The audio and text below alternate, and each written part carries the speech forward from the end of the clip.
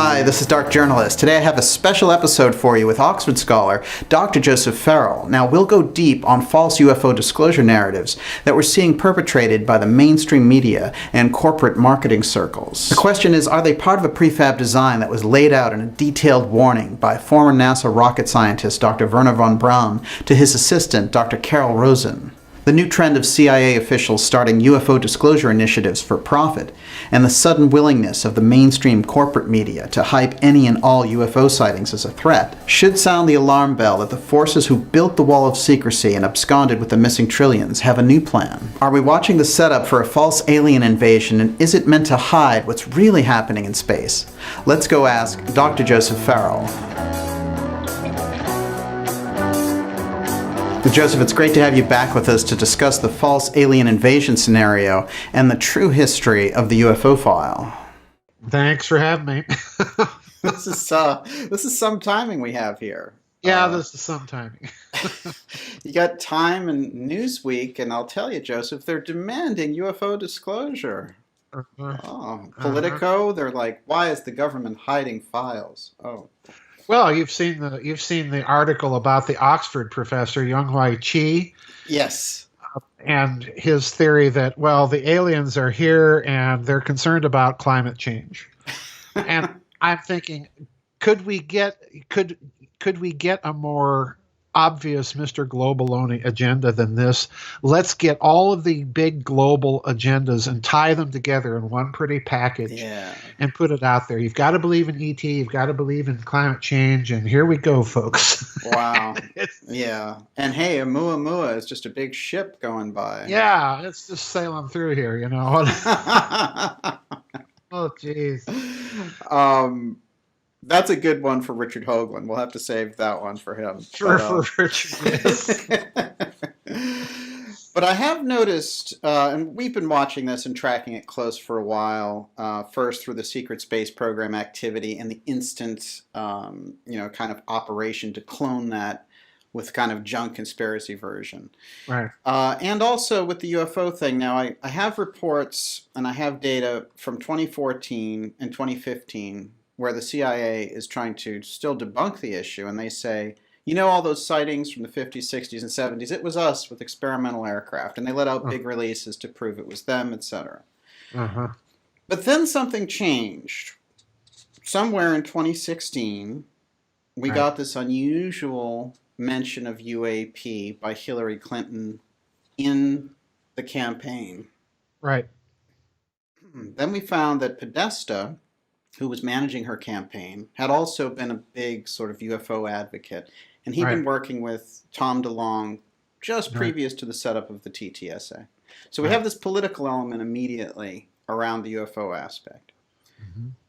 Now, it seems to me that that whole system of things got shocked when Trump went in, and somehow that op was left hanging. Yes.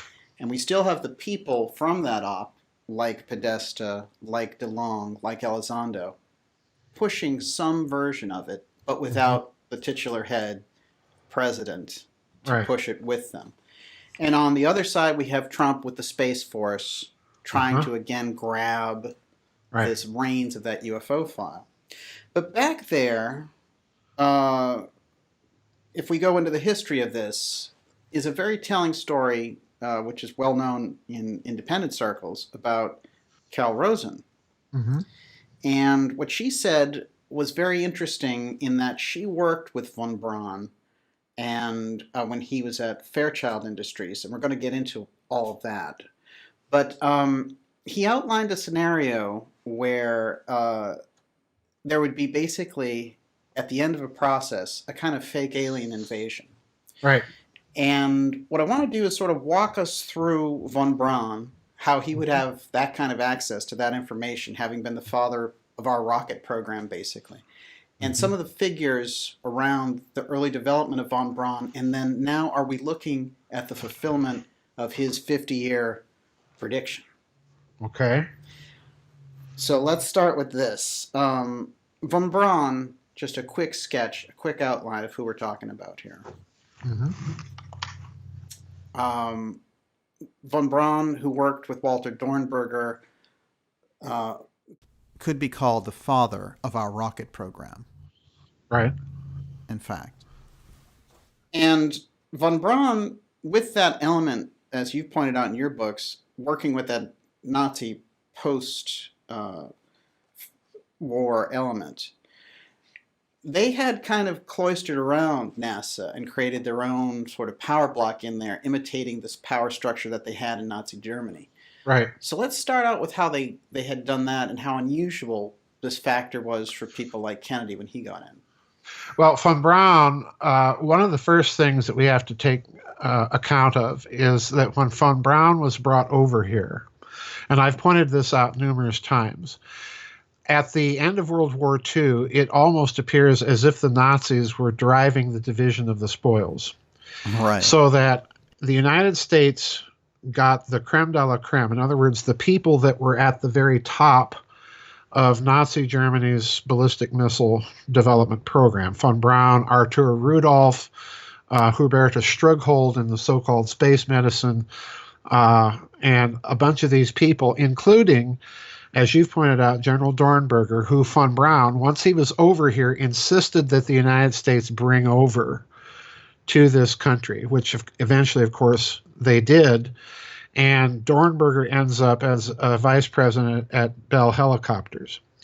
And then another person that von Braun insisted that we bring over, and again, this was done, was a fellow by the name of Hermann Oberth. And Oberth is a very unusual duck, let's put it that way. He's extremely unusual because he was very heavily into the occult. And once he had been brought over to this country, he gave a famous press conference where American journalists asked him, well, Dr. Oberth, how was it that Nazi Germany was able to get so far ahead, in such a short period of time? And his response was, we had help.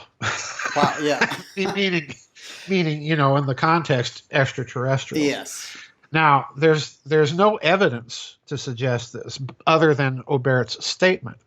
But it is also very unusual that, and I cover this in my book, SS Brotherhood of the Bell, Oberth was involved in some way, we can't really determine how, but he was involved in some way with the Bell Project.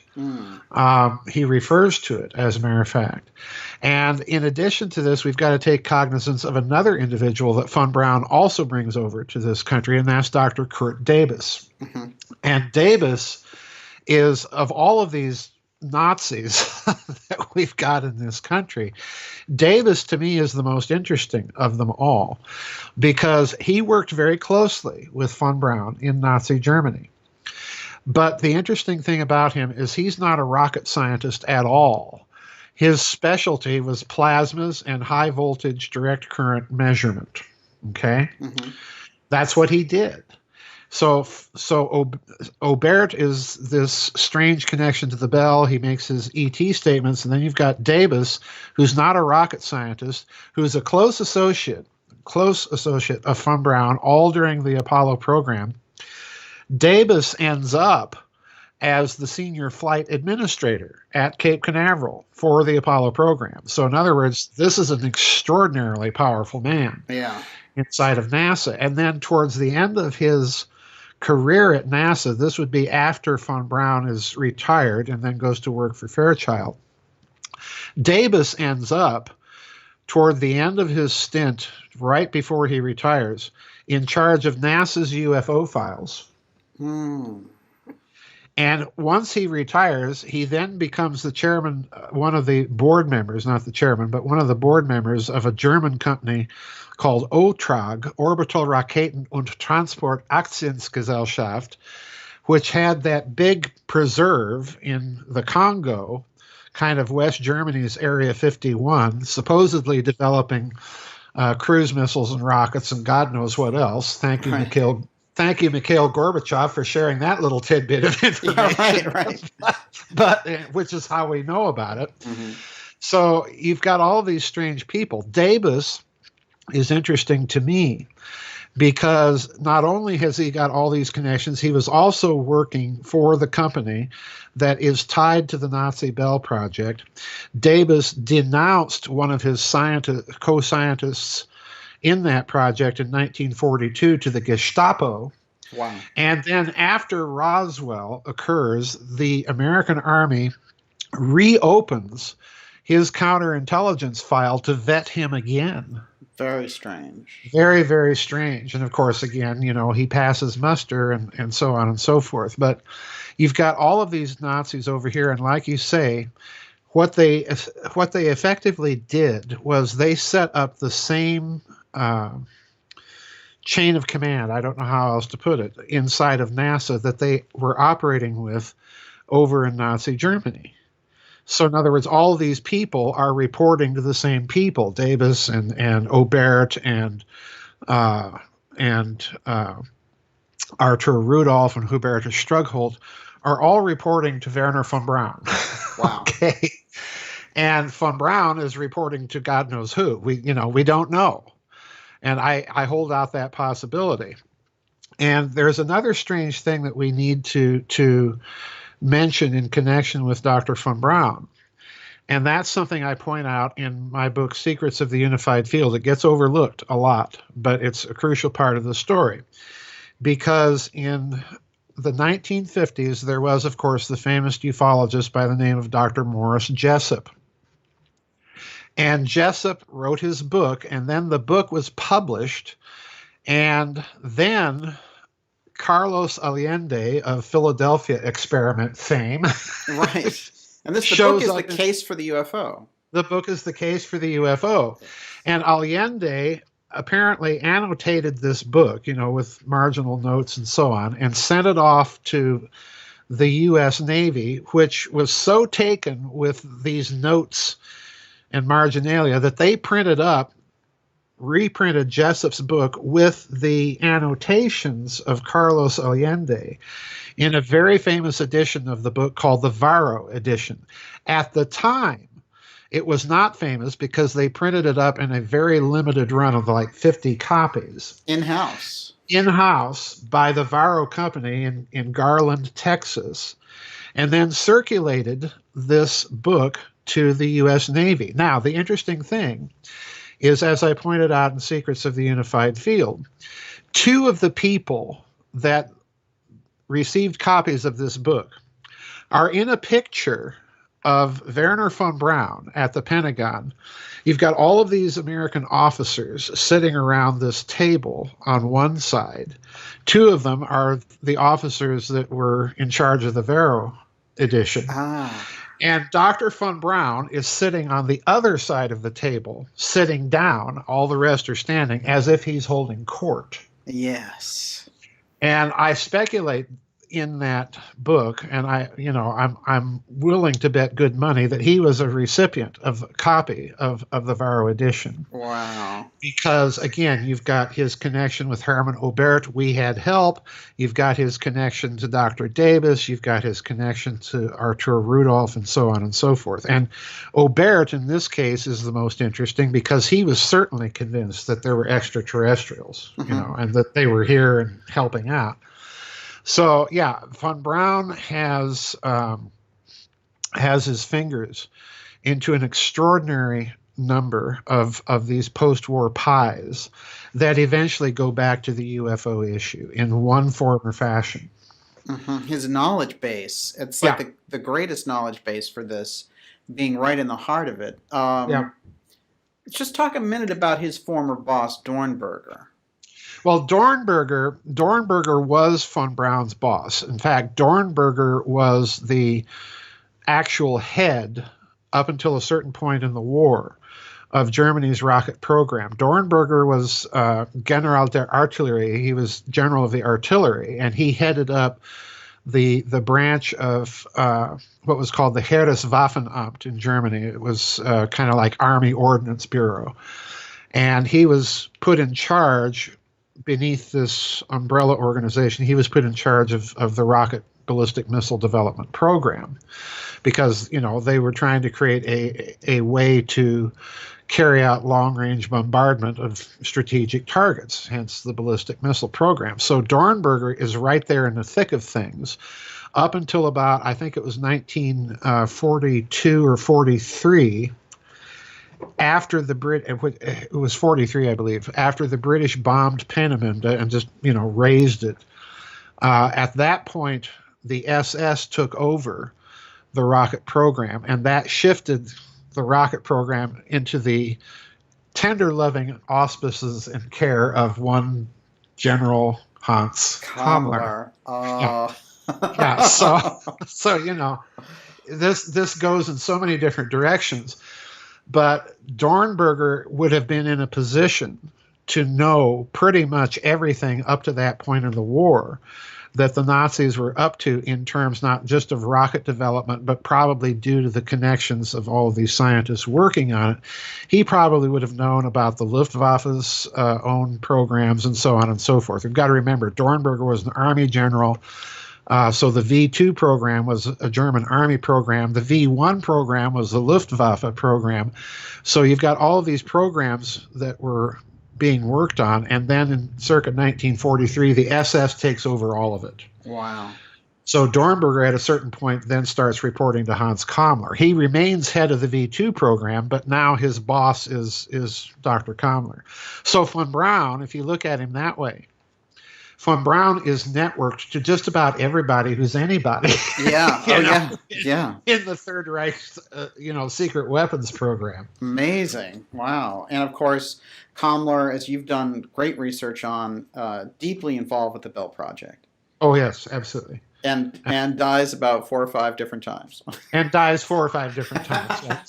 He's kind of like Martin Bormann that way. There's several stories about how he died, which makes me really think, okay, this is classic SS operating procedure. Obfuscate the data and sneak out, to, again, God knows where. Mm-hmm. I suspect personally that he probably made it to South America along with the Bell, but there have been reports in more recent times that he stayed in Czechoslovakia, which, boggles my mind. But wow. There have been reports to that effect that, he was alive and well after the war in some capacity somewhere. Fascinating. Knowing that guy up to no good. So you've got von Braun and Dornberger in this very interesting relationship, because it is, in fact, it was said that Dornberger had saved von Braun because von Braun had made some comment that had been reported, basically saying that, we should be using these weapons, or that he may have made a comment that, wouldn't have pleased the SS, and someone ratted him out, and Dornberger literally had to intercede to save his life. Well, that doesn't surprise me. I'm not familiar with the episode you're talking about, but it does not surprise me. There were several instances during the 42-43 period where you had these scientists ratting each other out. Davis being yet another example of this. So it doesn't surprise me, and it doesn't surprise me from another point of view, in that Dornberger was literally on the docket to be called up, in front of the war crimes tribunals for his part in using slave labor in the rocket program. And of course, he gets out of that largely because von Braun, already in this country, insists that the United States bring him over to this country. And he ends up at Bell Helicopter, again, in this weird position for someone like that, in a senior management position, doing, again, we don't know what.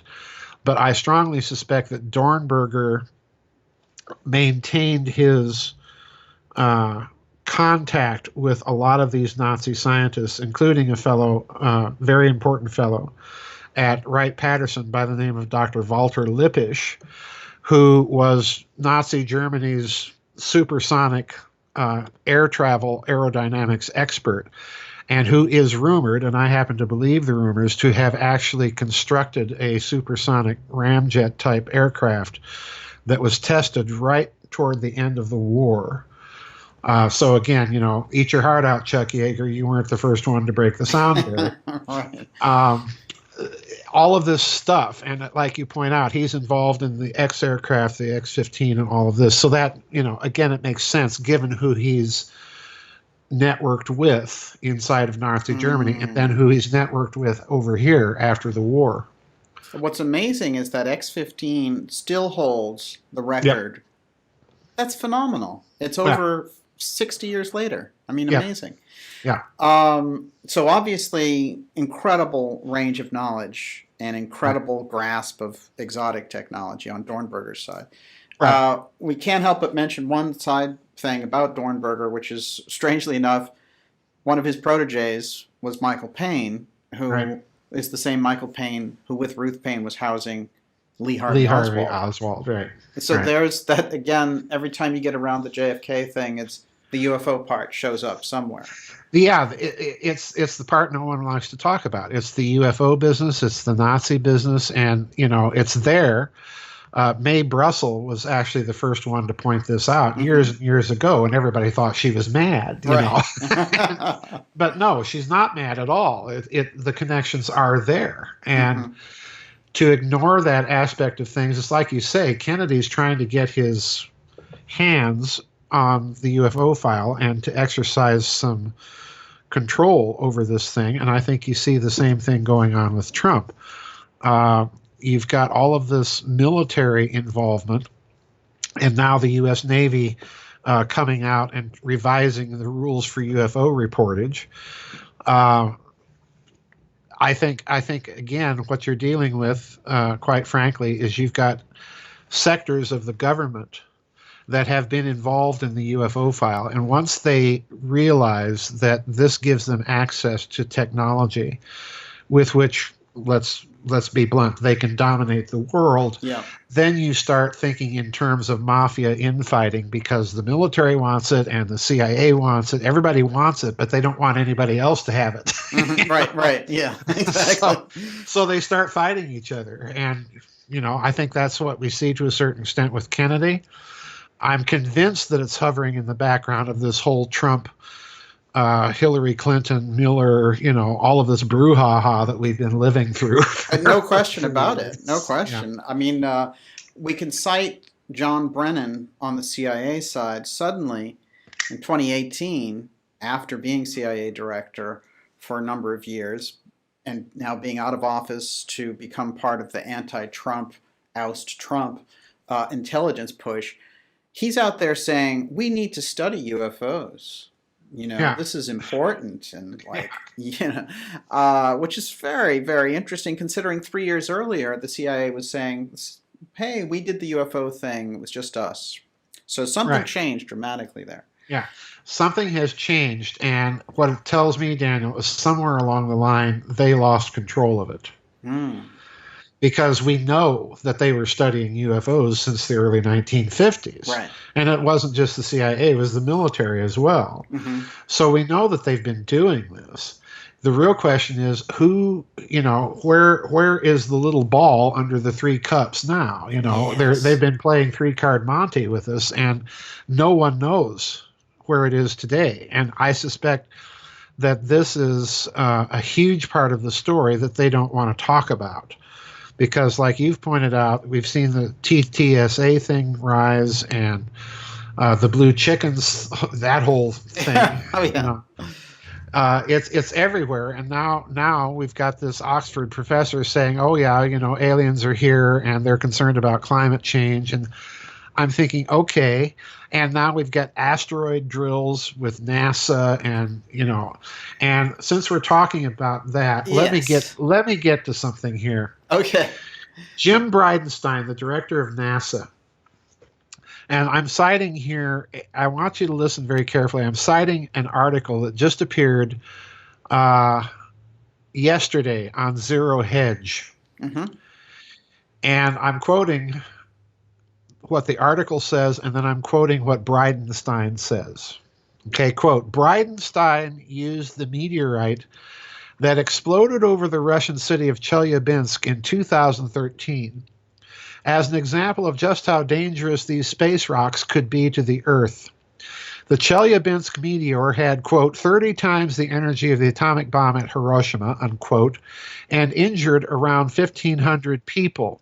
Just 16 hours after the crash, NASA detected an even larger object that approached the Earth but did not actually land on it.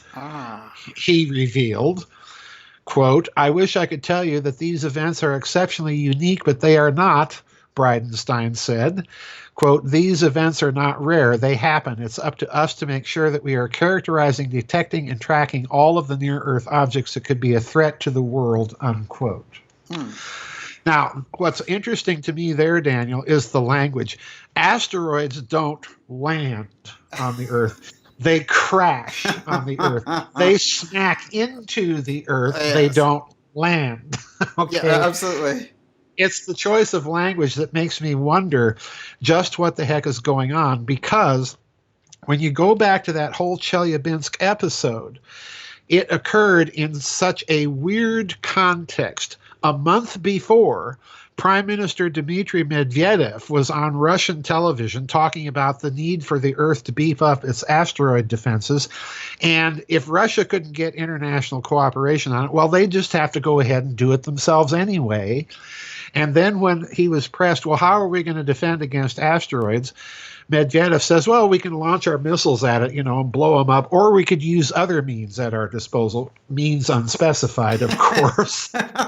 and then a month later, Chelyabinsk happens, and you've got in Russian law this law that cars have to have video cameras on them for auto insurance purposes. Right. So everybody in Chelyabinsk is filming this thing, and after it occurs, about 2 weeks, then videos start appearing from Russia of people showing the meteor and then something behind it following it. And, the implication of everybody in Russia is, well, somebody took it out. And so here comes Bridenstine in 2019 saying, oh, yeah, and we tracked another large object right at the same time. But it didn't land. Right. There's a connected dots. There's a connect the dots for you. Yeah.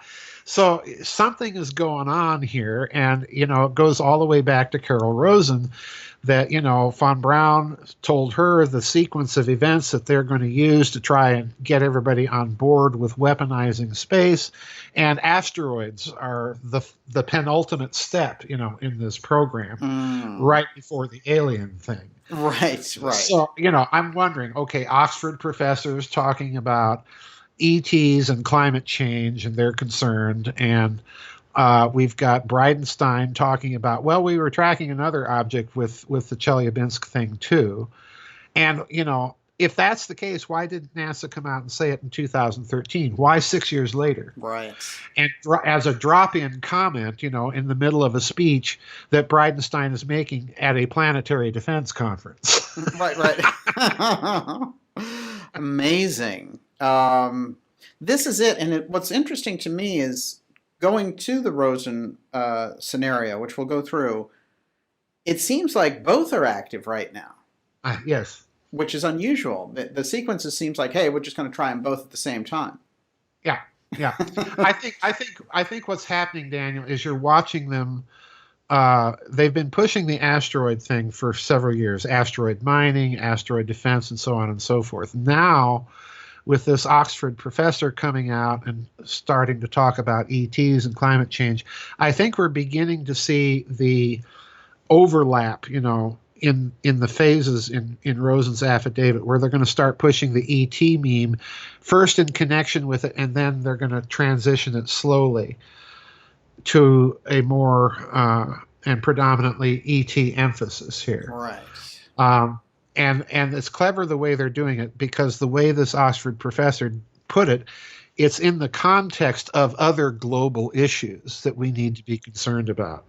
So we're going to use this, in other words, to drive the globalist agenda: climate change, asteroids, extraterrestrials, and so on and so forth. Right. The language out of the, let's say, the Podesta push, the Harry Reid, Podesta, Clinton push, which includes TTSA, Elizondo, DeLong and all that group. Right. Their big thing is threat. Every Right. time they talk, they say threat this, threat that. It's a threat. Got to handle that threat. So they're using the invasion playbook. Yes. No question about it. We've seen the Savior ET thing pushed at times, but this is a little bit different. Yeah. This is like the evil ETs are coming to get you. Yeah.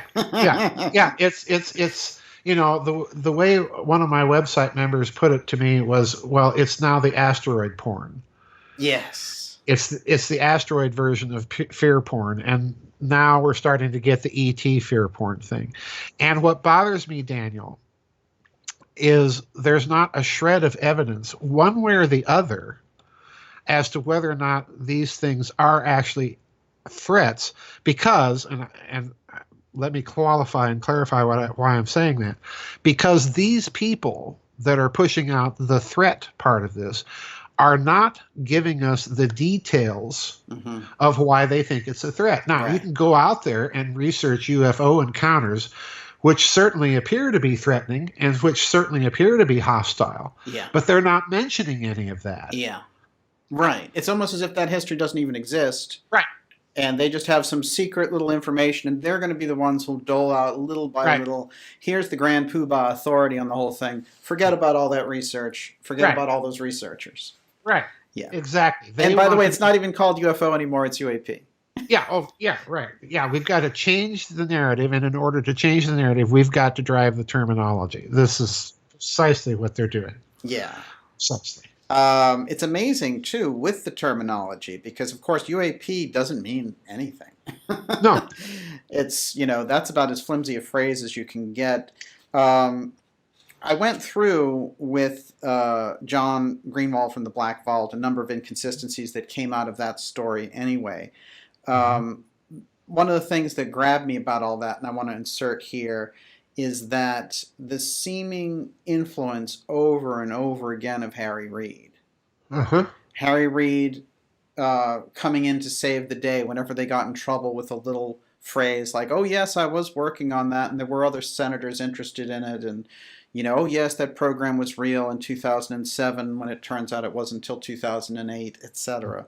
So Reid, who as the senator from Nevada would be in charge of Area 51, all the appropriations, the secret appropriations, and was not only senator from Nevada, he was the Senate Majority Leader.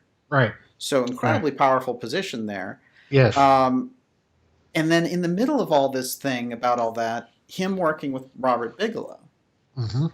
So yes. What you've got is big power politics and big money.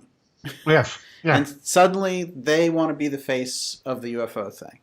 Well, it stands to reason that they want to be the face of it, because look what else has happened in just the last few months. We've had the FASB 56 regulations that effectively state that the government does not need to disclose anything concerning its finances if it involves national security. So in effect, what they've done is they've taken the whole federal budget black.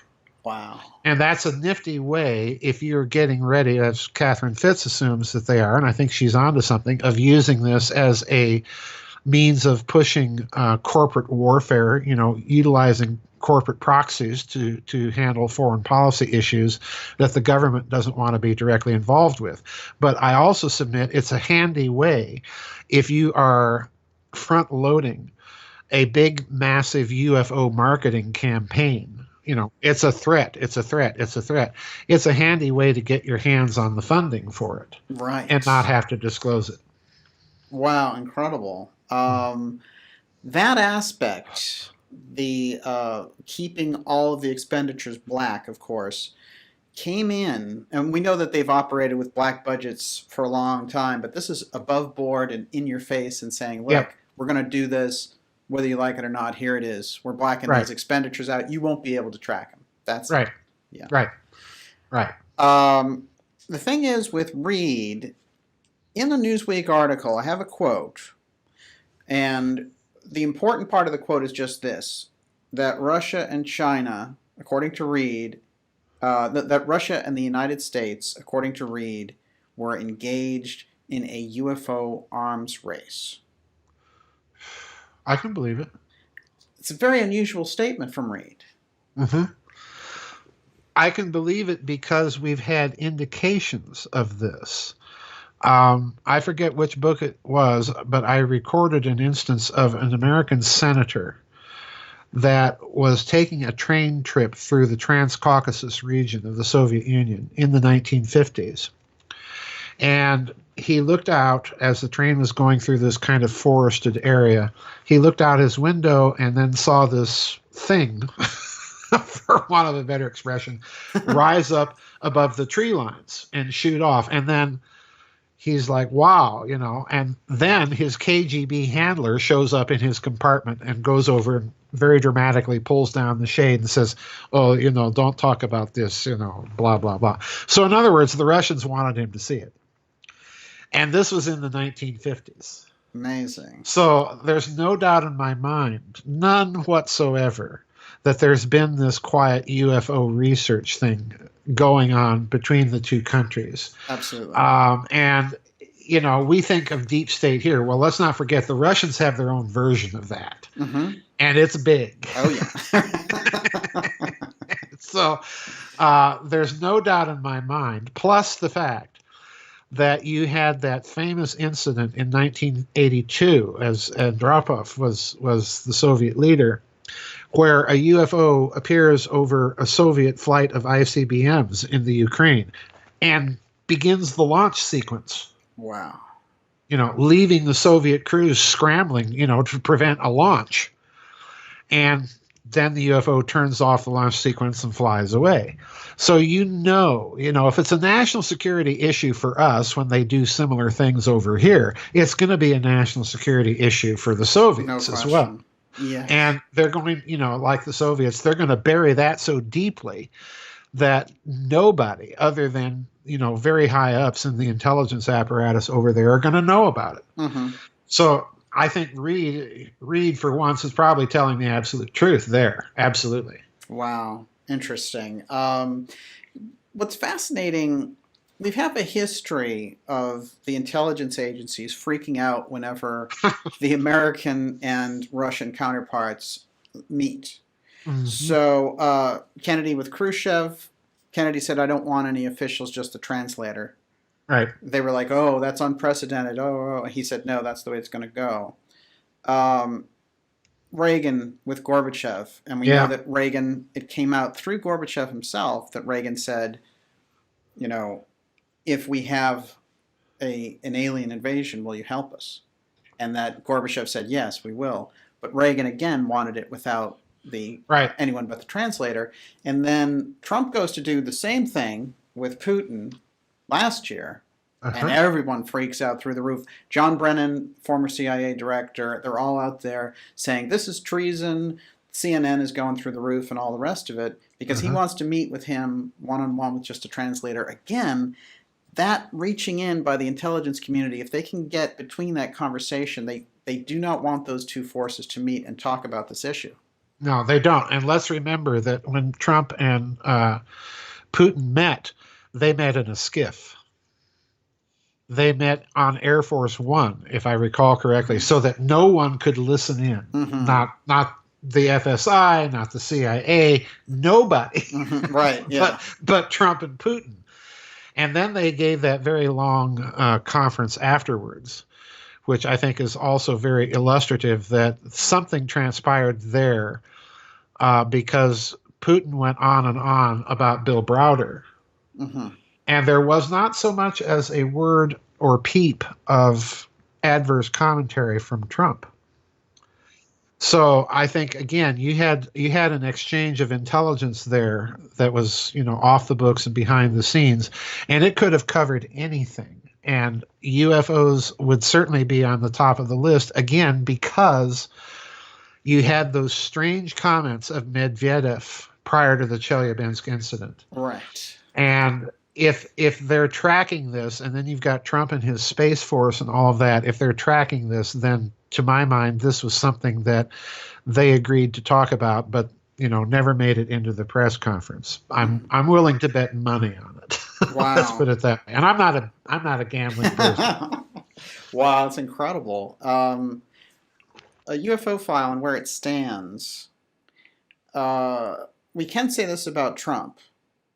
I've done a lot of research on his uncle, who worked. The FBI called him in to explore Tesla's papers. Right. We know this on record.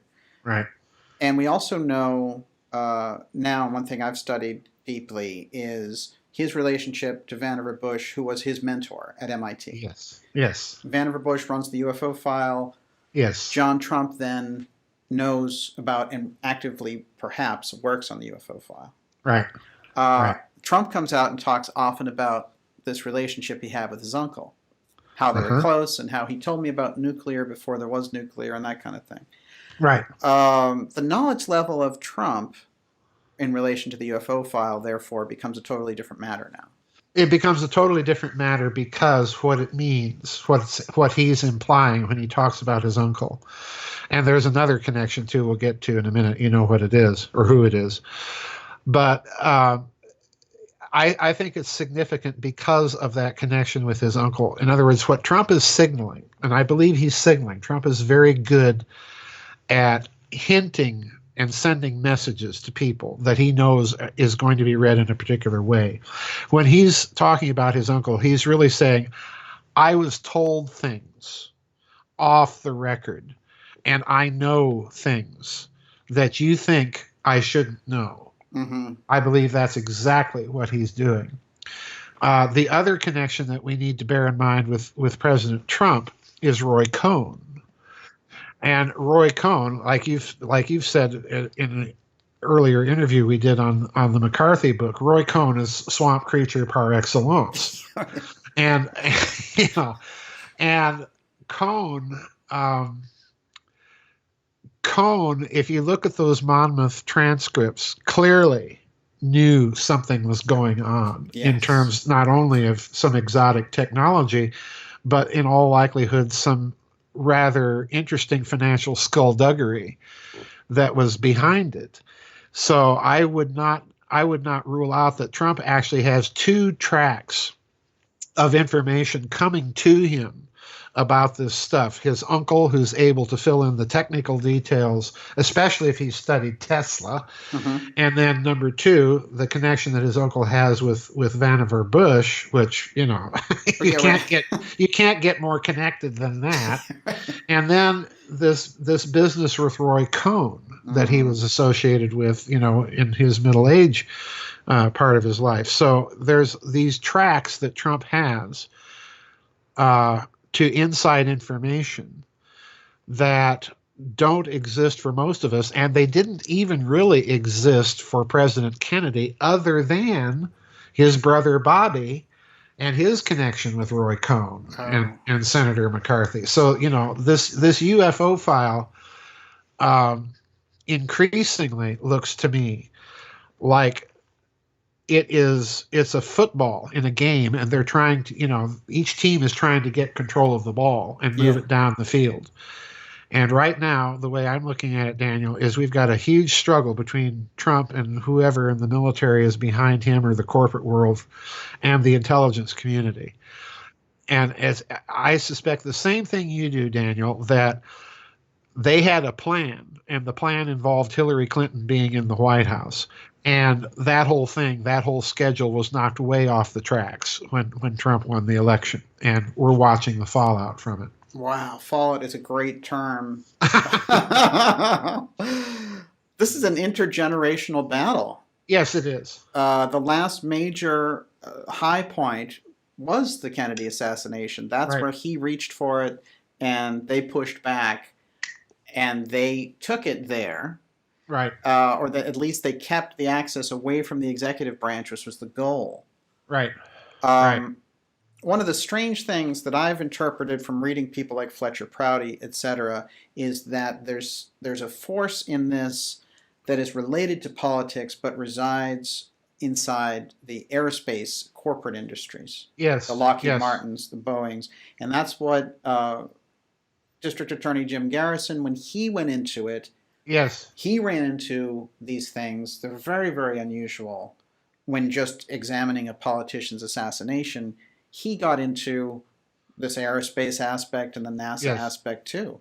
So this is Yeah. something that we've really seen the succession of over the years. Well, let's not forget something else in this aerospace connection. You have not only that, but you have Nick Cook's book, The Hunt for Zero Point, Right. and he himself records in that book, which again I think is one of the bellwether books in this story. He himself writes that when he approached certain people in the American aerospace defense industry, in Lockheed Martin or Northrop Grumman or whoever, that he could get to a certain point with them talking about anti-gravity, but no further. And he records his observation that these people seemed somehow to be afraid of something, to say too much. So in other words, he himself encountered this, and of course he traces this influence in his mind back to Kammler and his organization and all of this stuff that the Nazis were doing.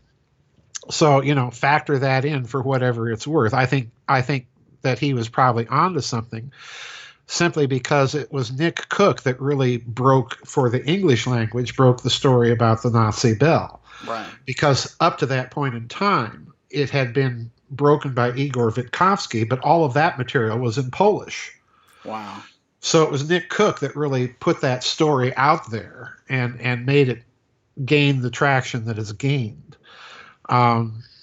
So there's that factor about the aerospace industry. So you've got Garrison, you've got Nick Cook, you've got all of these people. Then you've got Ben Rich's alleged statements. You've got all of these people indicating that there's something in the aerospace industry that makes our current technology pale. The stuff that we know about, pale by comparison. Well, if you've got technology like that, then it becomes possible to fake alien landings or invasions. Right. And that should give everybody pause. I think Trump's Space Force thing is, like I said before, it's an attempt to regain and reassert control over this and take it out of private hands. Because essentially what we have right now, Daniel, if you look at it in a certain way, with this aerospace technology industry involved, we've got a situation where we're creating British East India companies for space. Right. And, if you look at the British East India Company, it did all sorts of bad things. Yeah. Oh, yeah. And do we really want corporations going out there and shooting at ETs, Right, right. so on and so forth? Well, I don't. Yeah, right. It seems like a bad idea somehow. It's a bad idea.